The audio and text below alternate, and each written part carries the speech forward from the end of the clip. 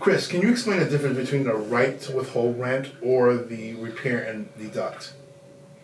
I'm going to say that there is no right to repair and deduct or right to withhold rent unless you've been actually evicted or constructively evicted.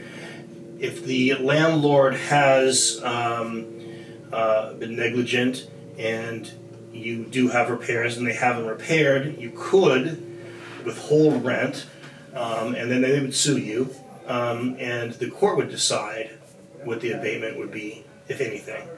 What I would suggest, though, if you do that, you have all the rent available, because if you go to trial, the court can give you a very limited amount of time to pay that back. Okay. So you think that you should have had a 50% abatement, maybe the court only thinks 15%. So make sure you have that difference ready to give the landlord. All right. Now, if anyone has any questions about landlord-tenant issues, how can they reach you? My cell is 917-285-7325. Once again, 917-285-7325. My office is 212-431-1300, extension 452. And you're located where in New York? By Chinatown, 377 Broadway. We also have an office in Queens, an office in the Bronx, and I spend most of my days actually in Brooklyn. Important. Yeah.